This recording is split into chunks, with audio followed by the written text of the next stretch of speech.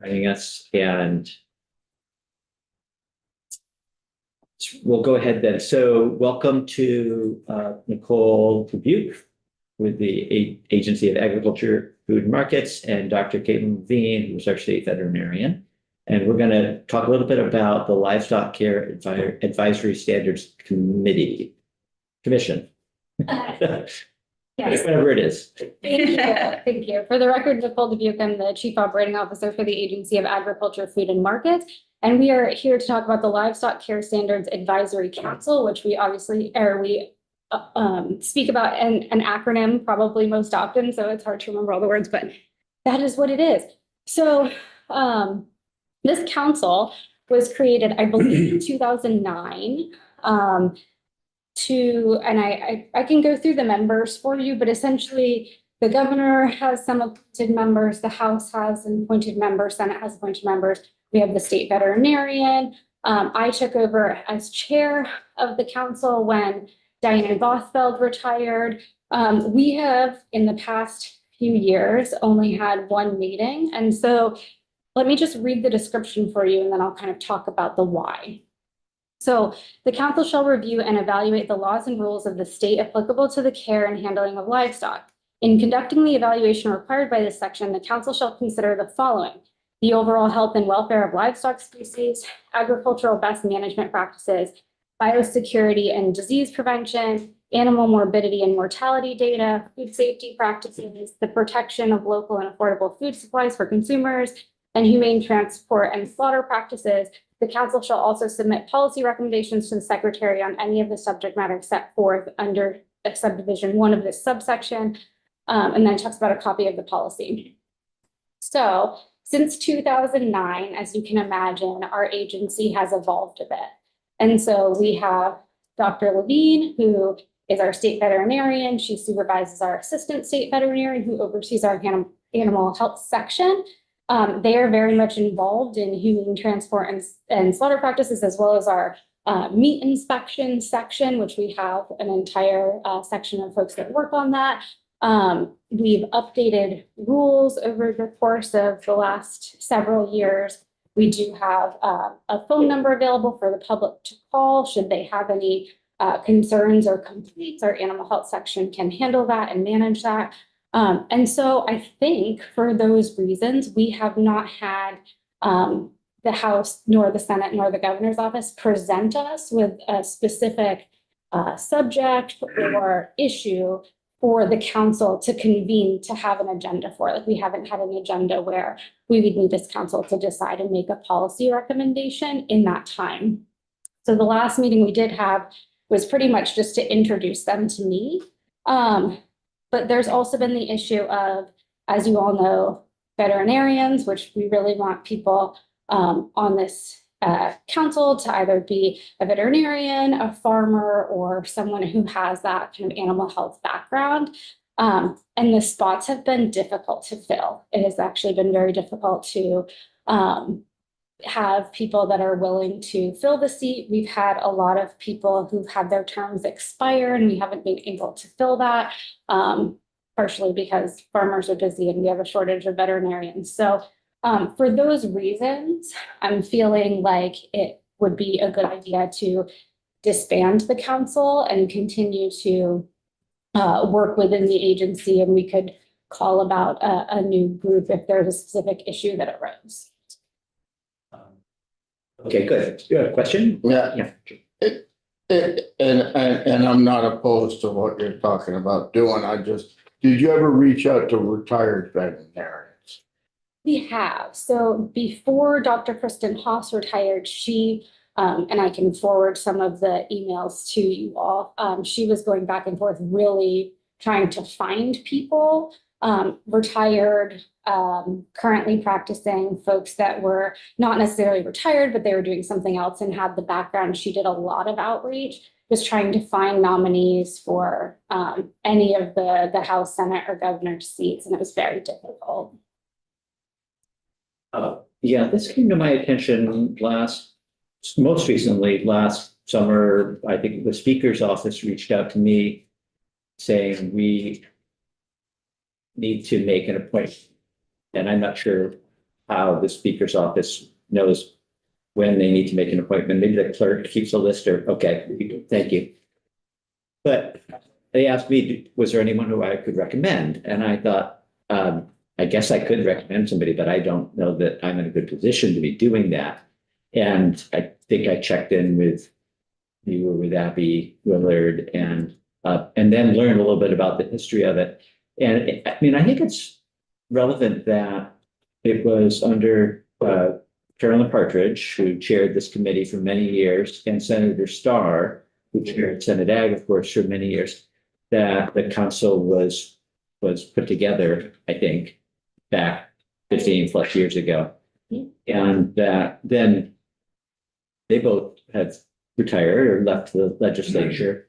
And I think part of what kept it going probably was it was something they were very familiar with having started it, and they may have been more inclined to both direct questions to the council and make sure that there were people on it, sitting on it. So I will say it came to my attention most recently last summer, but you probably emailed me 3 years ago.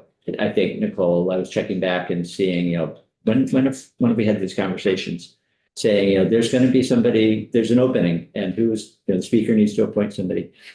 So part of the blame probably has to fall on me, although I will say the Senate has also, I think, not been keeping up with its appointments to the council. So there were a lot of people whose terms had expired, but they still continued to serve. I remember seeing that, which was great that they were willing to do that. But the reality is that we haven't given you anything to do, or the council anything to do. And there's a report requirement every year. If there's no committee or no council actually meeting, why ask somebody to do a report? It seems like one of those things, maybe we should just, if everybody agrees, let's go ahead and sunset it. And if there's a need in the future, we can revisit it.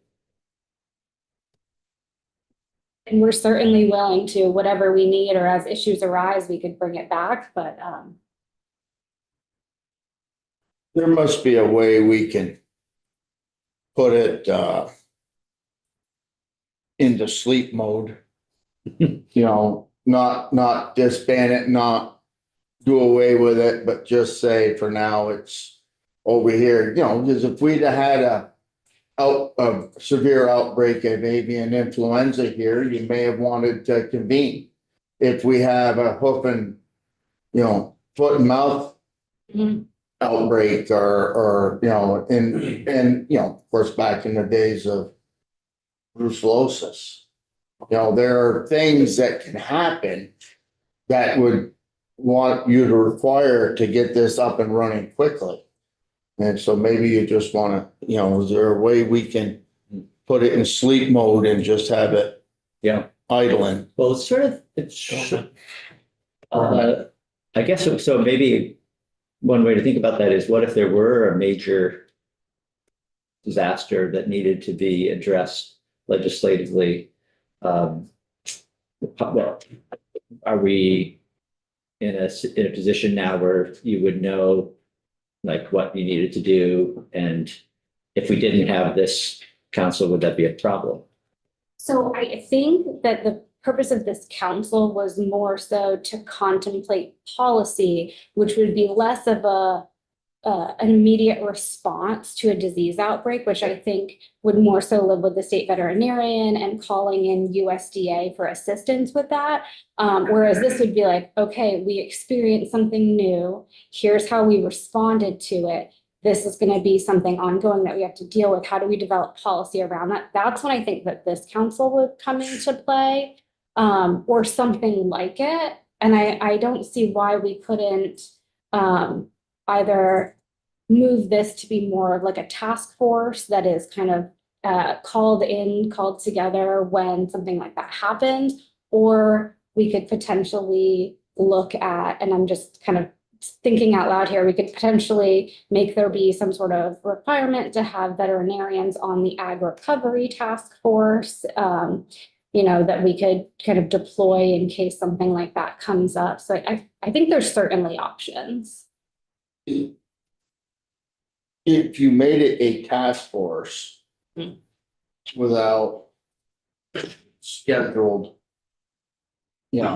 meetings that busy people don't like to go to meetings unless there's a purpose for the meeting, and they like to go to meetings, be productive, get it done and get out. As you can understand. I know enough about you, that's how you like to run things. So if you made it, would we have to do any changes legislatively to call it a task force? Or could it?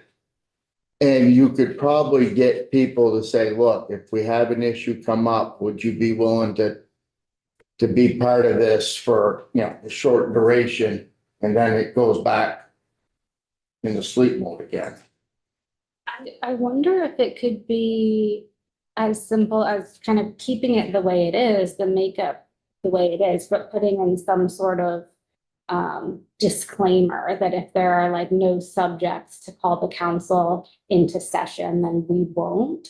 Which is kind of what we've been doing, right? But then it'll feel less like we need to create a report when we haven't necessarily had issues. So that's possible. I don't know if you have anything to add, Dr. My thought would be that since the last meeting of that council, we now have a director of animal welfare. So that position is not conceived of in the list of people to be on that board, nor is that structure taken into consideration.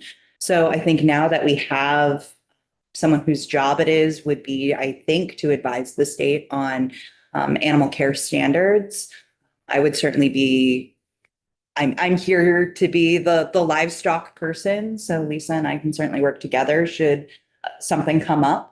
And whether it is another just new idea or an edit, that this kind of be a resource for her to be able to access, I think would be the only other thing that crossed my mind. Part of the issue is that technically, is it a 14 or 15 person council? There are only 3 or 4, I think, people whose terms haven't expired. So unless those seats are refilled or renamed, there wouldn't be anybody to reconvene in a situation. So we'd have to think about that too. John? Well, you touched on part of what I was going to say, but historically, the council would be looking at animal welfare issues and care standards, because we didn't have an animal welfare officer in public safety at that point. And someone drives by and sees a cow in the field in the winter, and it's like, this animal's suffering. Well, is it acclimated? Does it have shelter? What's the breed? People didn't know that. So the council would talk about that kind of stuff, whether we're talking about swine or goat or cattle. And that was a big part of what the group did. Mm-hmm. But I think in terms of what you were saying, if there was a crisis, the state veterinarian would be in contact with USDA, and you would always have the resources where if you felt like you needed assistance to address a livestock health issue, you could bring together whoever you needed, I'm assuming, as just part of your role. Yes, our statutes are flexible when it comes to addressing an emergency, an animal disease outbreak, any kind of contagious situation is something that we have pretty broad and flexible standards for. If it comes to making these kind of larger peacetime policies, that's when the council was most helpful. I believe the white papers were on things like tail docking, transport standards. There was a report about how do you set welfare standards for livestock, but the immediate disease responses are a much more nimble authority that is already granted in statute. We do also have some. And trying to convene a committee that, when can everybody meet? By then the crisis is over or it's too late. We do have some subject matter specific groups that are kind of maintained on a couple every 3 years or so basis for things like our avian influenza plans. We have a group of stakeholders for various bird industries here in Vermont that consult on that plan in peacetime. And if we learn anything during an outbreak that requires us to edit the plan, we have that specific group to go back to. But when it comes to needing to respond to, if heaven forbid we got something like foot and mouth, or when we do have things like avian influenza, we have pretty set plans with the USDA and with partners to address it. They are on call to be called when needed. And we're less worried about that. During a shutdown. We still find a way. We maintain very good relationship with our state regional partners as well, just in case. I'm looking up at the at H4 on the wall, which was care of laying hens, which we took some testimony on last year, but didn't pursue that. But I think that's the kind of policy question that in the past the council would have been asked to weigh in on, to help the legislature, to help us, the committee understand some of the issues. And That makes perfect sense. Yeah. I was just looking at Farm to Plate has a little description, and it says at one point, the council is also authorized to engage in educational and outreach initiatives meant to improve the welfare of Vermont's livestock animals. So in that sense, it seems odd that we maybe do away with it, given that education and outreach would be ongoing things and of importance too. So I don't know how you might, if this no longer exists, at least that mandate would go forward. Yeah, I mean, I guess what I would say is if we have people that are willing to participate and able, certainly we could talk about that. But as far as education and outreach, especially over the last several years, there's been a huge focus within animal health, dairy, and meat inspection, where we take a very technical assistance education-based approach. We want to teach before we regulate. We want to make sure that and that you don't feel like you're gonna get in trouble or get a fine for something that we could have taught you how to do properly. So that's definitely embedded in our agency. And I think the conversation we've been having in here and at the agency about municipal regulation of farming too, and the sort of gap between farms that fall into the wraps and everybody else between the 1 and 4 acres, like those are still livestock there, right? Even if they're not under farming. And so how the agency as a policy works with those livestock would be an interesting conversation.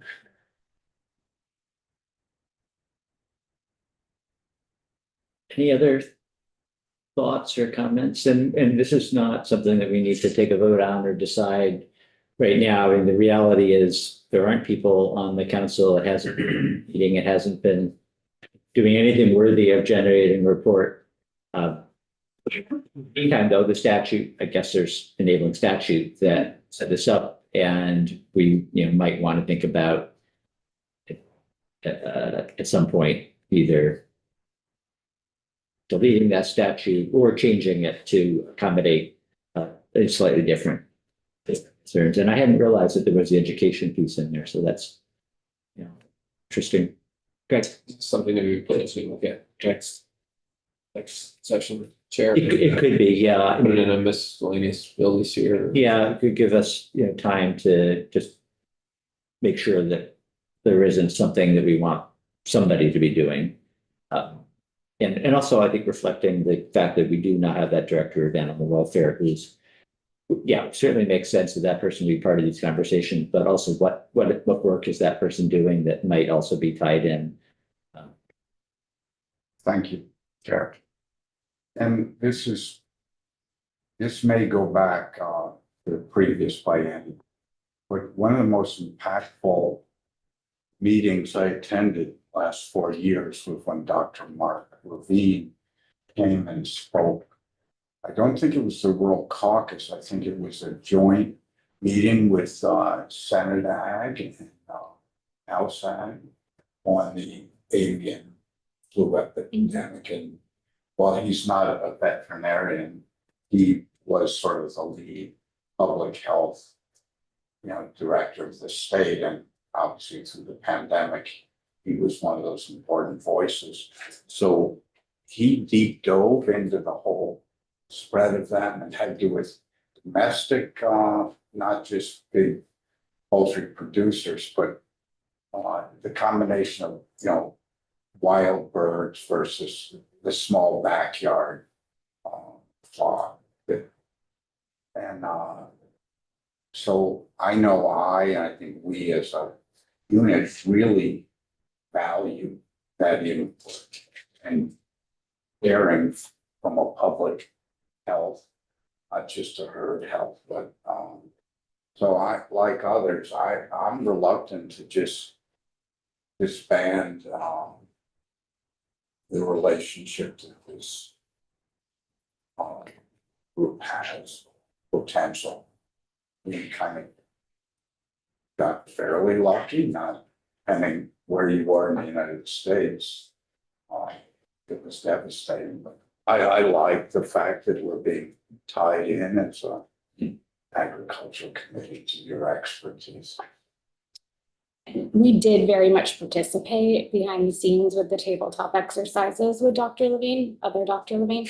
No relation. When he was doing those, and we are really open to whatever you all feel you And you were need. part. So we are open to whatever you need. I think our position right now is that we don't have participants for how it's set up at the moment. Go ahead, Dr. Nelson. Is Evie Flory part of this group as well? She has not been. I don't remember actually. I don't think so. It was Dr. Haas and myself. Evie would have certainly acted as the dairy expert behind the scenes, but I don't recollect that she was actually on the council. Yeah, she did a great job with all the testing a year ago and Yeah. just really, put people's mind to ease and that's just another sector, the more sectors you have involved in it, the greater breadth of knowledge that you'll have. I was just gonna say, and we do host, and by we, I mean Dr. Levine hosts a regular call with the dairy sector to still talk about HPI and bovine and how it's going and updates and things. Is that weekly? It's bi-weekly. Now we have New World's screwworm. We do not have that yet. No, we do not will want have- that yet. We do not want that yet. Don't put that on the table. And, but we haven't talked about equine, but that is a world where there's a lot of, whether it's Nile virus or and horses tend to move around from regions. If they spend time in the south, come up to Lake Placid or East Dorset or between the New England states, and polar ponies. They have other risks, but the point is, most of what I know I get from listening to CAX News. Because they cover it, whether it's in Saratoga or, a farm up in the islands that detect this stuff. So any connection we as a livestock or agriculture can just value. Representative Burke. Well, I agree with Flipsky and others, but the other thing was that committee didn't convene with regard to the avian flu, wasn't called upon and hasn't developed policy since then, and I don't know how many other things like that, how, in my, not that I really paid much attention to it before I got here, but I don't know, with a history of things like this, how often do we have something at the scale of avian flu come on the radar? But if that council committee wasn't called upon for that, then you know, is it necessary? Is it even contributing? If not, then I can see the value of simplifying and making it one less thing for the state to have to keep track of too. You know, as long, you know, it sounds like there are other systems in place, obviously, that are more relevant, that are already being utilized. And it looks like you have a system for that. And maybe it'd be at least worth investigating, okay, if we don't have this, what do we have in play? Make sure we have something else that's stood up and active, obviously. At least know what that is. Brett, you're very soft. Just along those same lines, That'd be nice. did the advisory council ever have conversations about, sometimes bees are considered livestock? And so during a whole, whether it's varroa mites or they travel out of state to Florida and come back and can bring things with them, or even the debates over neonicotinoids. I mean, it seems like those are certainly all livestock sort of care potential policy debates. And did the committee ever take up a conversation on that, for example? Not in my time. I recollect the focus on a couple things, and you just talked about some papers where we talked about gestational crates in pigs. And then we talked about foie gras, which I think was not a big issue in Vermont. I don't recollect anything about bees. And then there was a pretty high profile case about goats in Chittenden County that we talked about, which I guess at the end of the day, in that specific scenario, there wasn't much of a policy to create because it was neglect, right? And so if the owner is not following what the care standards are, it's hard to make policy on that. But no, sorry, to answer your question, I don't recollect bees, but it went on for several years before my time, so it's possible. I don't even remember them ever talking about poultry. It's really livestock, smaller stuff.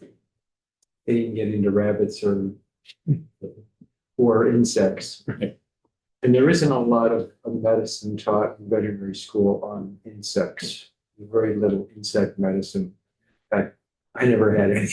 Did you? I have taken a personal interest just because I have friends who are beekeepers and they are bound and determined to make sure that I understand how bees are cared for.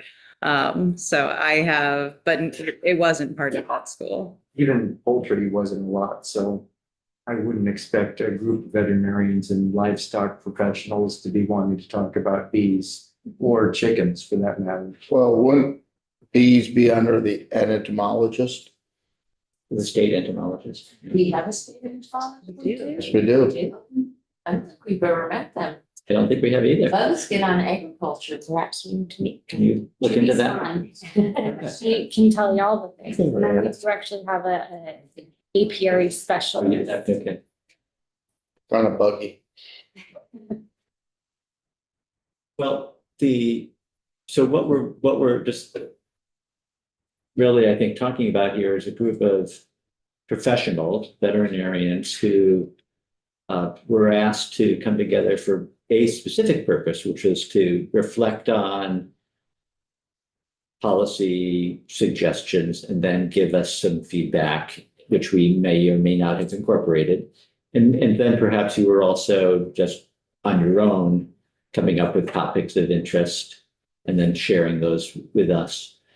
But I don't think it was the role of that group of people ever to be, standing by in case of an emergency or doing something, actively to respond to an immediate situation. And there might be, I suppose, there could be a role for a group of talented professionals in that kind of scenario, but I don't think that's what this was. Not to my knowledge, Yeah. but we can shift however you see fit.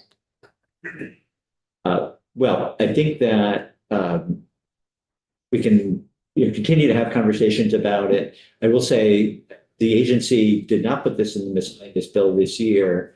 But we had some conversations in the fall, and I think that generally there was no sense that it needed to continue, in the way it's currently continuing anyway. Okay.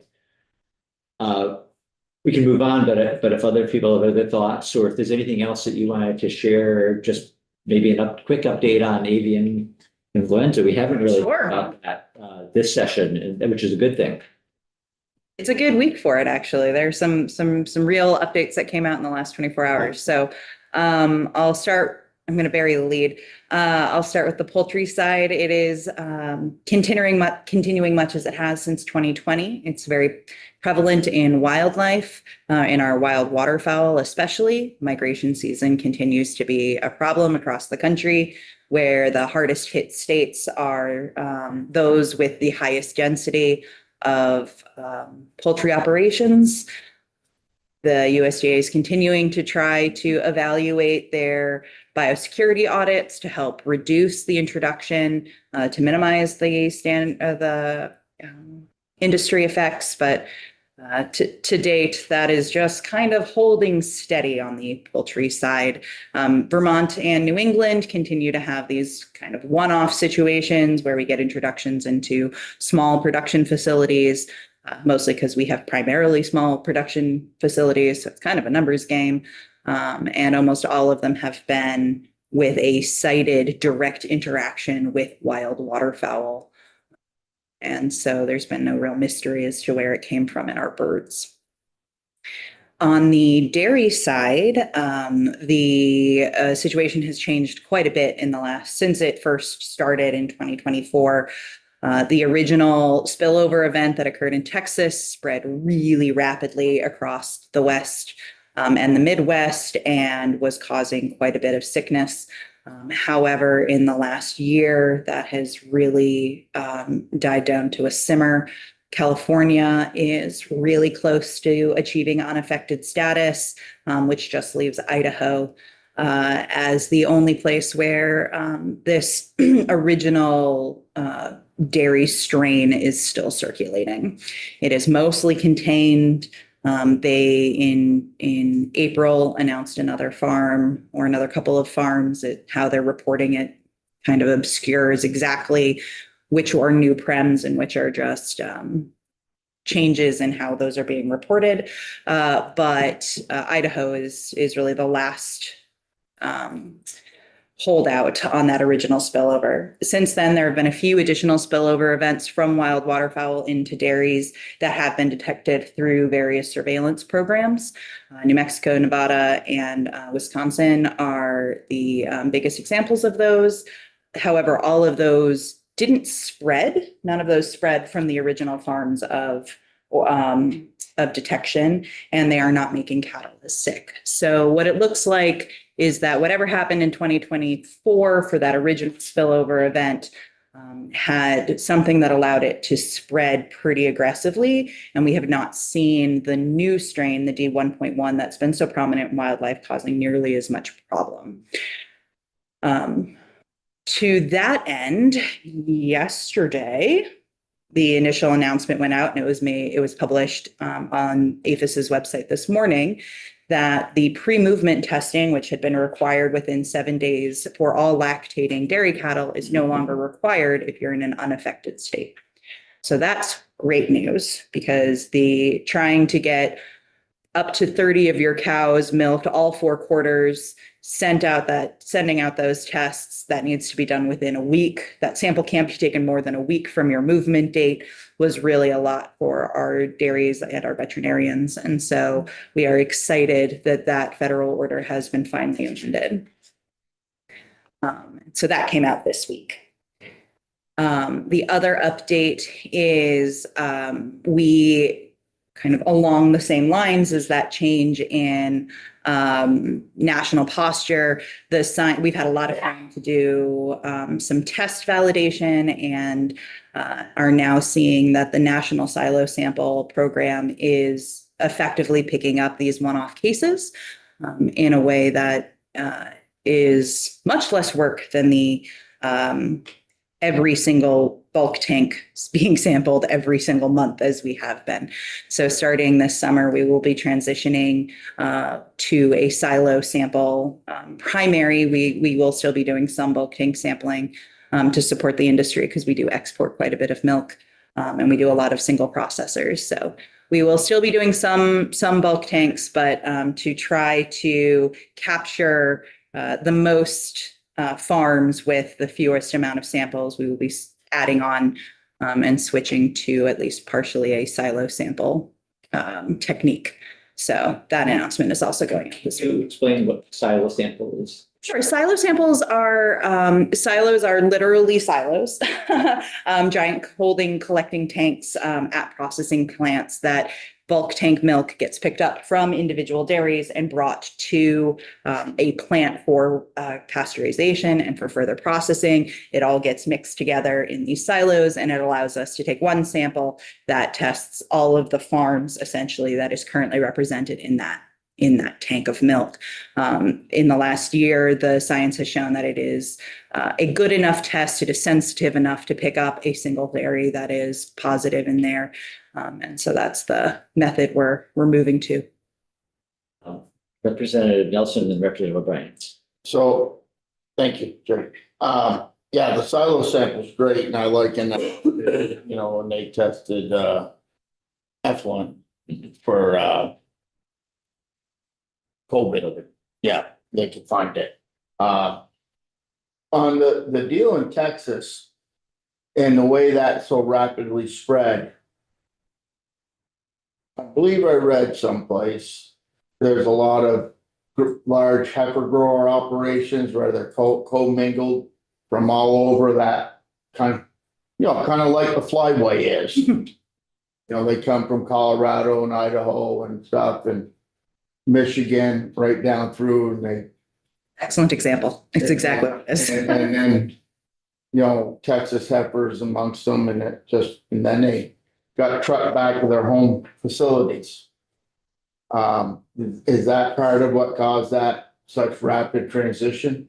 I don't know if it was heifers, but that model of bringing together multiple life stages and then spreading back out again is really common out west, and Texas is kind of the hallmark of that. They've got a lot of land, and man, they've got some really impressive farms out there. And so, yes, they were dispersions from some sort of co-raiser in Texas. And then just from there, kind of just kept hopping to, in Vermont, we think of farms as the smaller farms can grow all of their calves and their heifers, and their dairy cows are all kind of on one property. The bigger you get, the less that becomes applicable. And so do you have one barn? Do you have multiple barns on one farm? Do you own multiple pieces of property all within the same state? Or are you teaming up with other farmers to start working on each of those groups individually and focusing on just one life stage? So thankfully, the way we raise in Vermont, we tend, not always, but we tend as a general rule to kind of be self-contained. And so spread wouldn't be quite as dramatic as it was out west, where they do have these different growers of different stages, and then they kind of bounce back and forth throughout the states. Representative O'Brien, you had a question earlier? Yeah, well, if we can just go back to the advisory, hearing that was just at the end of that. I was just wondering if say other New England states had similar committees, or at the federal level, is there somebody that you can work with too? Like you mentioned APHIS, but I didn't know if in USDA, for example, is there? For the livestock care standards. Yeah. So I think what Representative Burt brought up with the HPAI sample and like why we didn't bring this council together is because there were pretty specific recommendations coming down to us from USDA. So there wasn't really discussion to be had with the council. Like we were not given a choice in the matter. It was, here's your very basic options, which were not much different from one another to do this. So there's that. I don't know though. I am more than happy to reach out to my counterparts in New England. I actually meet with them every Friday and ask them. And I can send that back to you all. Might make sense to have a region-wide version of it. USDA also has a division called animal care. And so they do take on, the equine industry is a good example, but also small animals, and to some, just small animals, equine, other kind of weird facilities that would fall through the cracks, exhibition, it's like zoos, have to follow animal care. So there is a USDA branch dedicated to kind of just general husbandry standards. Like there's just something in the news, all these sloths died, was it? Oh, I missed that one. Yeah, they got cold and they can't control their temperatures the way. A lot. Tropical species, yeah.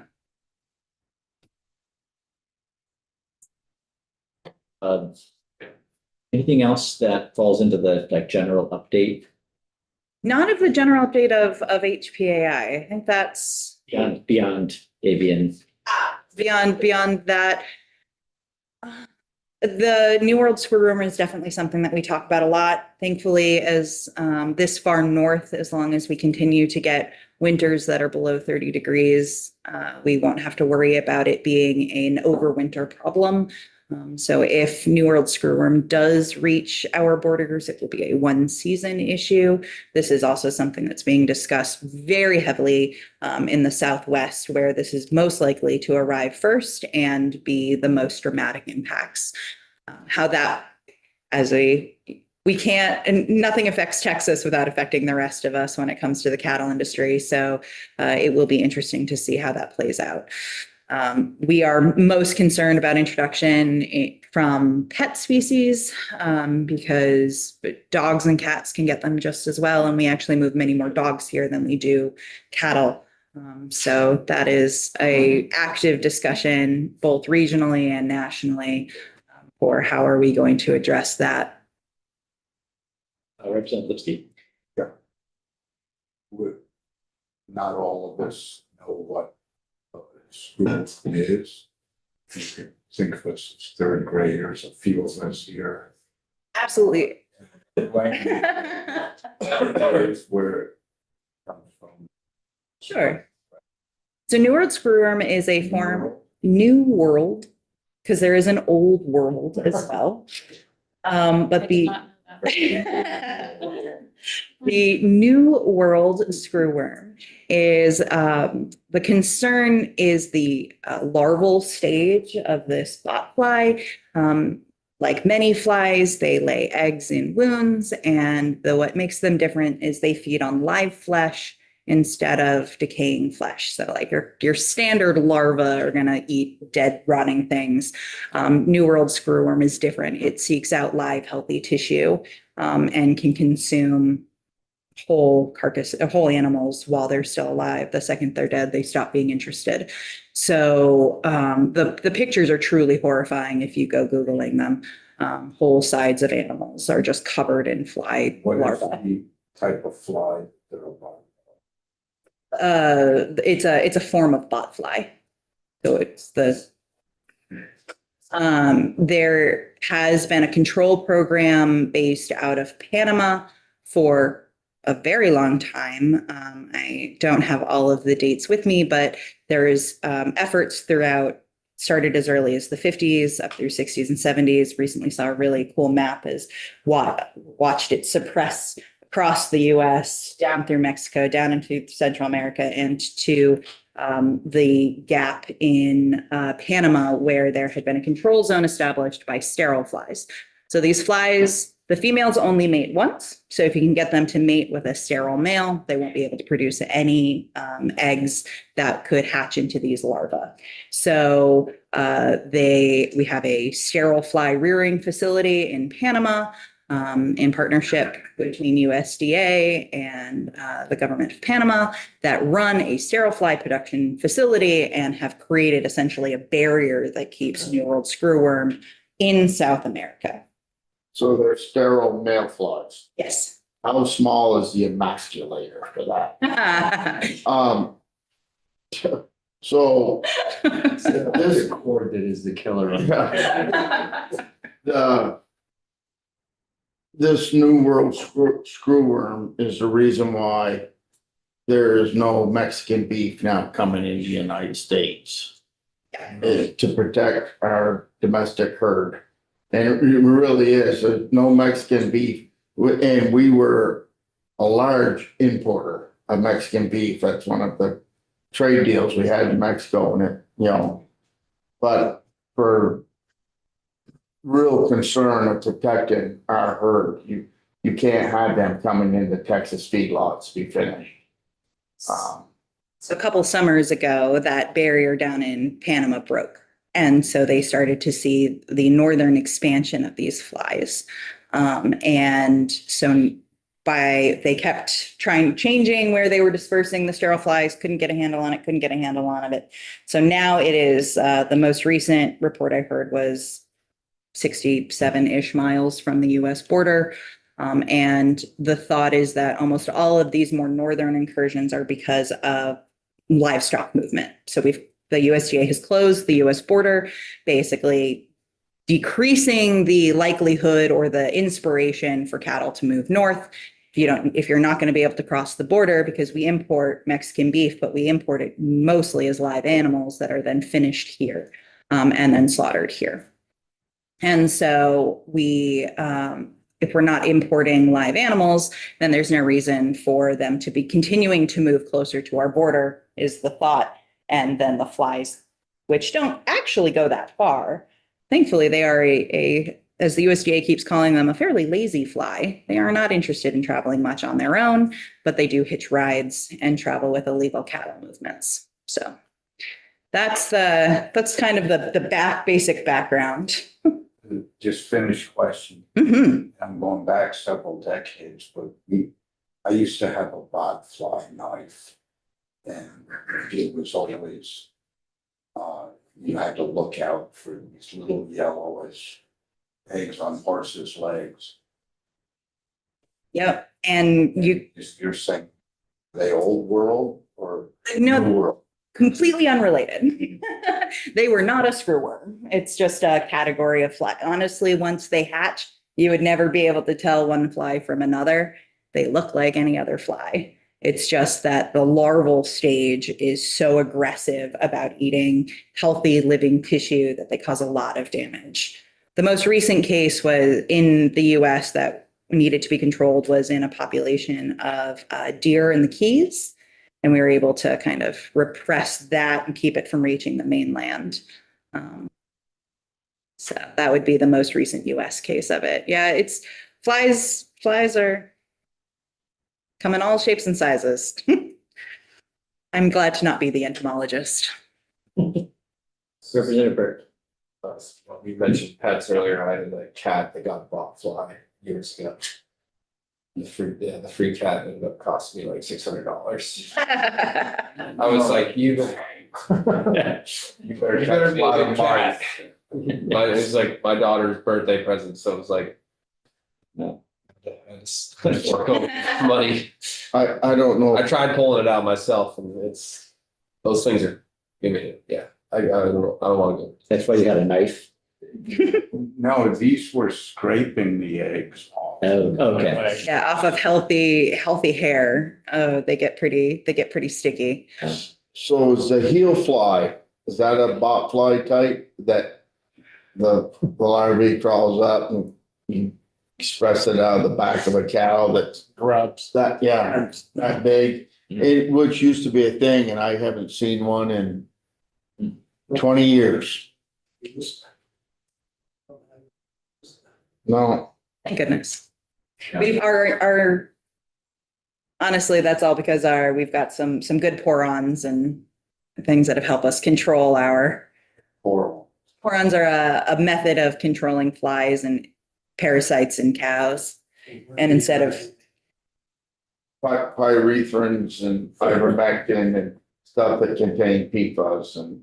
I was trying not to get controversial with it. It's not controversial, it works, it's a medication, it's needed just like a flea and tick treatment in dogs and cats and they do have a great value in our food system.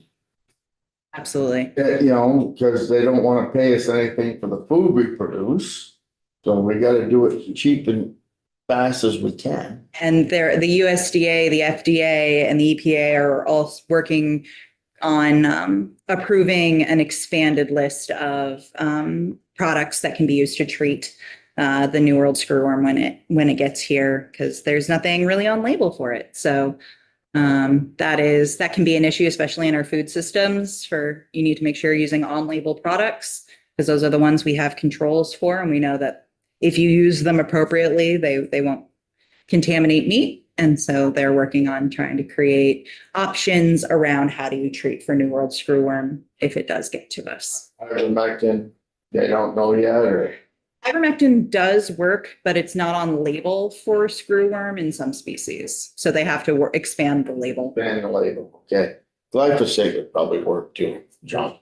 Well, Any other wisecracks and? Let's do one more question, then we'll take a short break. Well, two things that actually do come up in this question here. One, rabies. We're gonna get to that actually after the break. Okay. And also tick-borne things like, for 60 years, we've had sheep, and in the last 10, we're gonna be shearing on Friday. They're starting to show up like around there on eyelids and ears. Yep. Never were there. And just how with various livestock, are you recommending, various treatments? Tick control is imperative, and that can be done through some products, and sometimes it's pasture management. I am not the clinical veterinarian for the state, so I'm going to not in this forum announce a recommendation for how to treat for your ticks. I will say you should talk to your herd vet to make sure you're getting a product that does address them. We do have expanding ranges of tick-borne diseases. We had our first case of Theileria not that long ago.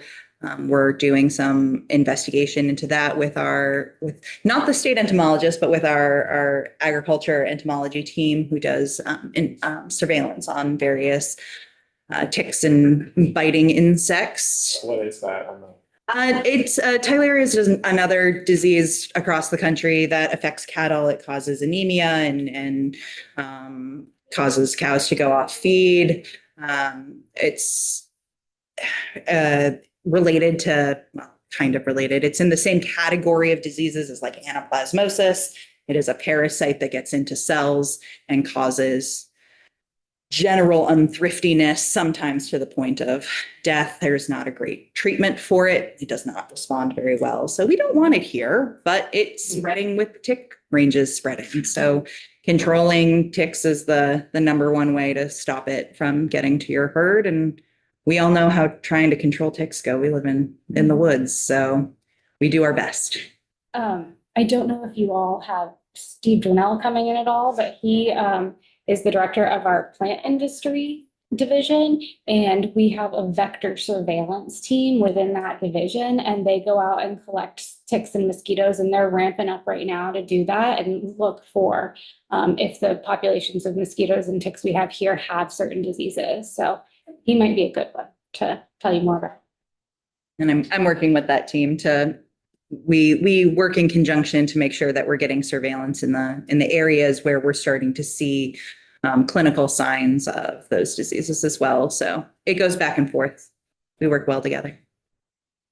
We have heard from Steve, but not on that topic, not this year anyway. All right, after we take a short break, we're going to continue the conversation, but shift to the vaccinations and including